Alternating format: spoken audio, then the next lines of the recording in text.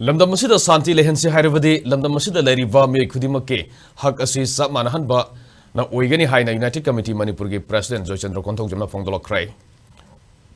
Wafam asing asi lamphel laiba UCM gi office pangthokiba History of Revenue Administration in Manipur haina mingthonba lairik ama phonggi thoramda phongdokhibani.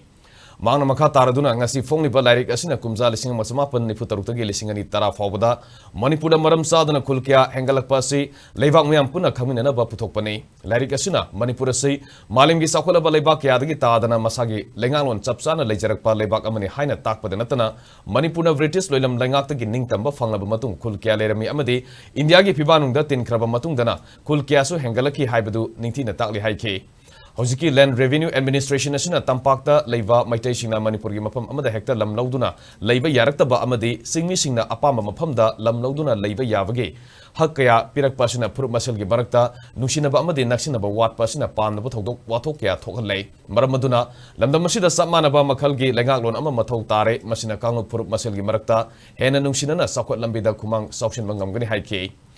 UCM leiriba makai Mitopna kuling ba leibak ama oina ba silak pa Khudingmak matam mangna ba oigani leibak asige apun magi saktam da singnar pa Khudingmak para tambiraga lakli haibasi kauroi dabani haike thoromadu da saru yakiba Professor Naurem Joychandra hai ngasi UCM na puthokli ba amadi phongli ba lairik asi lenga ki official record ki matungina phongba fact and figure gi matungina ne masina Manipur miyam amadi yelhomi aikhoina karamba sahida illegal migrants sing asi Manipur da sangsilaktuna ngasi mapu sarakpa ngamle bano haibadu miyam na khangma ngamlegani haike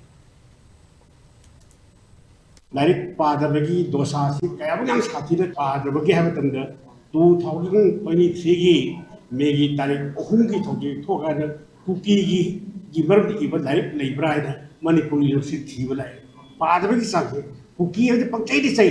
ado kuki karano have se akoi maru ida satra se khangam je akoi Manipur da film gi khangde aba khangde pasam tingmadi ai larik lebada lupa lising ama yoragadi larik si leidre Makeup box laibagi ama lagi kia bagi pesata tinggal tu direct lain tu. Ngasi phawbada Manipur University ase lingra phawbada ngasi phawda PhD kaya konthoukre phawda ngasi phawbada Manipur gi economic history amasung Manipur gi revenue administration history ngasi phawda research tawdri. Masigi research tawda masne maram oiragani ngasi Manipur gi lariba revenue administration se kamaina tawrbagi masida kari kam effect torpage bese akoi ngasi phawda naina ba gamdri laiba amagi ngapagi kwaidege na marubai yanglen sarudi revenue administration